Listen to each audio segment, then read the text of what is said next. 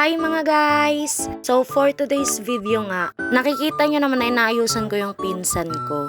Siya yung pinsan ko guys na tinutukoy ko kung napanood nyo yung last vlog ko. Siya yung tinuturuan kong sumayaw mula bata. At ngayon nga na birthday niya, nakiusap siya na ayusan ko raw siya tapos picturean. Alam nyo ba guys, alas 5 na ng hapon nung ginawa ko yan. Paano naman tulog ako maghapon? Tinanong ko siya ba't hindi niya ako ginising. Tatakot raw siya baka raw magalit ako. Kahit sino sa kanila guys, hindi ako ginigising kapag tulog. Kahit sino naman diba kung gigisingin kang tulog ka maiirita. Charot. Eto na nga guys. Nagmamadali na ako sa mga oras na yan. Kasi nga anong oras na. Hinahabol na lang namin yung liwanag dun sa pagpipicturean namin. Tapos may makulit pang bata. Actually guys, nung isang araw pa siya nagsasabi sa akin yan, magpapapicture raw siya. Syempre, mabait akong ate. Huy! Kasabay nga pala ng birthday niya ngayon, fiesta sa sentro ng lugar namin.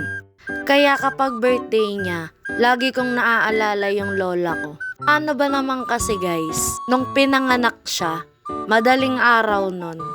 Kakauwi lang ng lola ko, galing sa sayawan.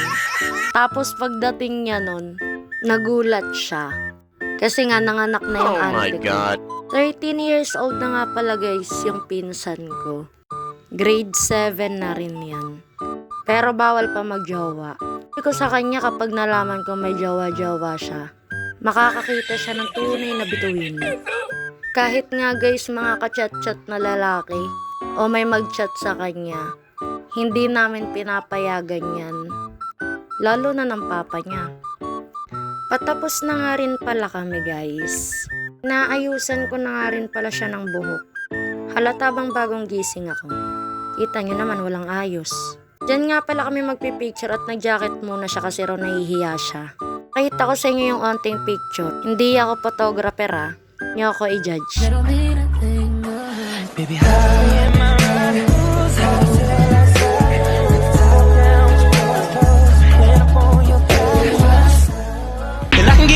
with the charm, don't I like being around you, don't like Kanye. So ayun, hanggang dito na lang. Bye!